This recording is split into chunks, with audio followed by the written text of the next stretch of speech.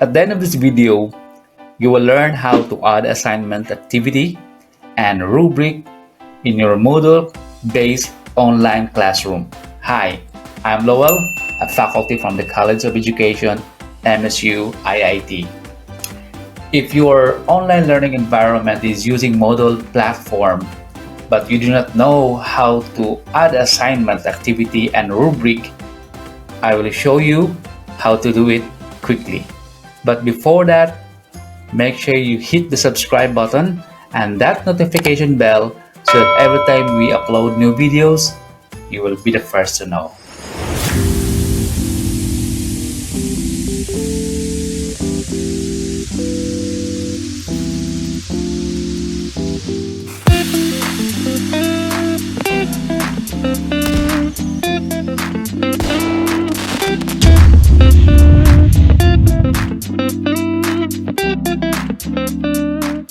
To begin with, open a class in your Moodle, then turn editing on. Scroll down to a topic where you will add an assignment activity. For example, we will use Unit 1.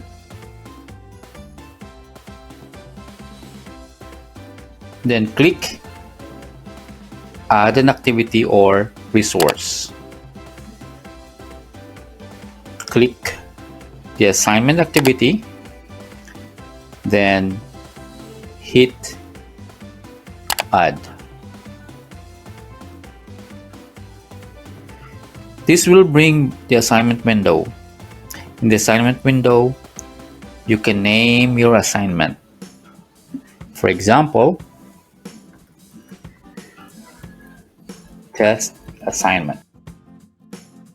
Then you can add a description about the assignment. Maybe this is an instruction. How will your student perform this task? For example, this is now my instruction regarding the assignment or the task. You may also upload files from your computer or from Google Drive. So when you click Add here, it will show you upload a file or attach from your Google Drive. Next, you can set the availability of your assignment. In this case, allow submission is already enabled, including the due date. In the checkbox, you can toggle this on and off. If you enable allow submission from, it means that you allow the students to submit starting on that date. For example, July 22. If you enable also due date, this will allow students to submit the task until July 29. However, they can still submit after 29, but the assignment will be marked late.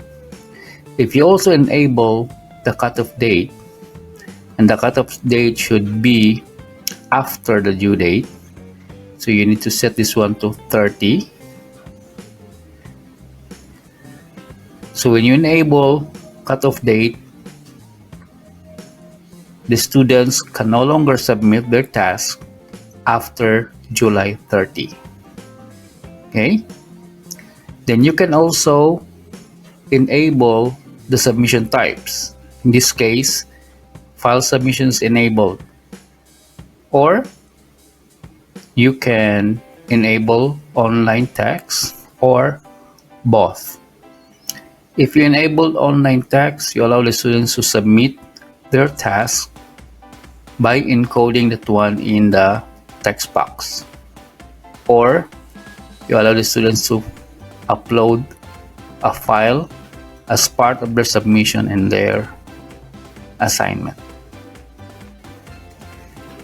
Now you can also control the number of uploaded files.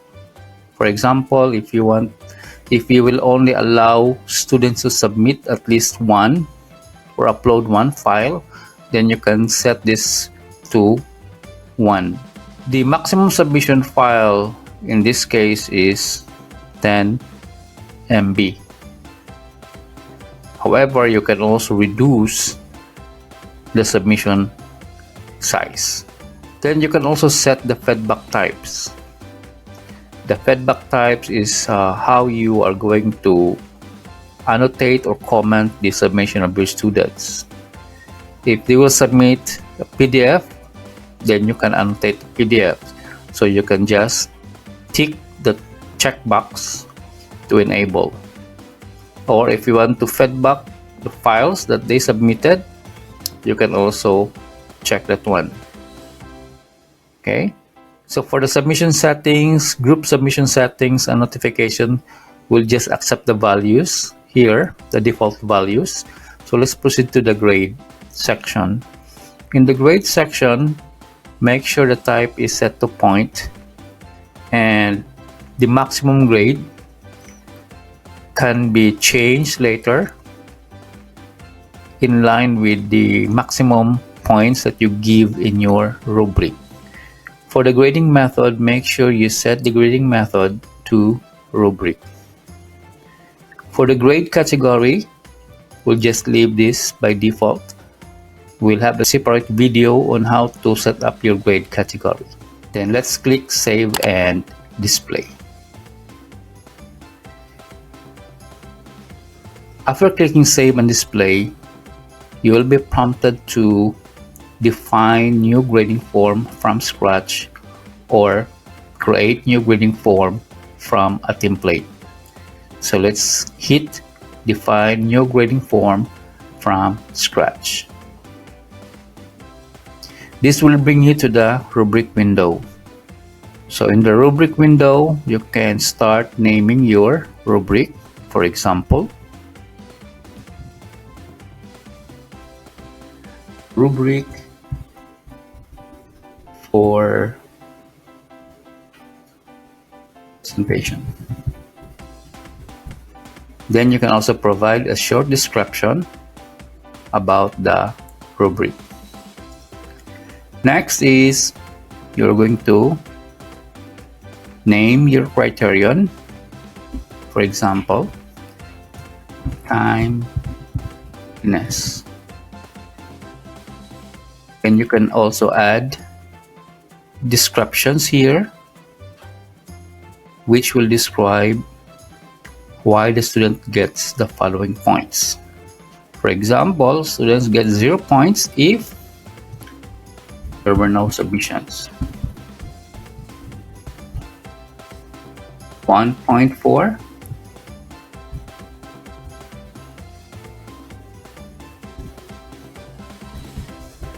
submitted task a day after the deadline. Then you can change the points to 3,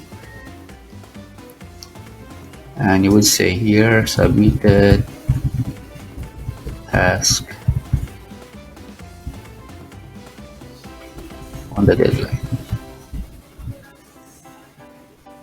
Then you can add a level. Let's say 5 points for this level, and description would be submitted task before the deadline. Okay, then you can also add a criterion by clicking the Add Criterion button. Okay, so let's stick to 1 for this demonstration. Then we will accept all the values here. Then click Save Rubric and make it ready.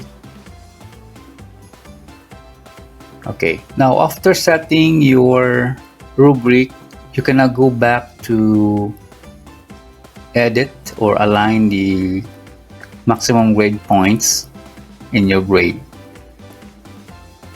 Since the total number of points in our rubric is set to 5, so we can also align that one points in our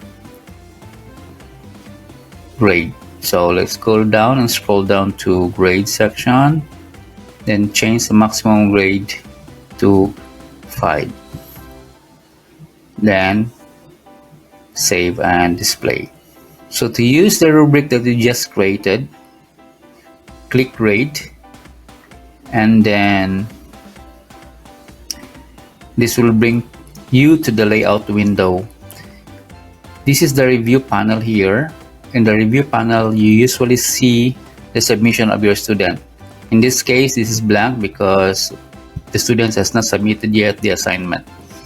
In the case that the student submitted the task, you will see their submission here, and you can use the following tools to comment and annotate their submissions.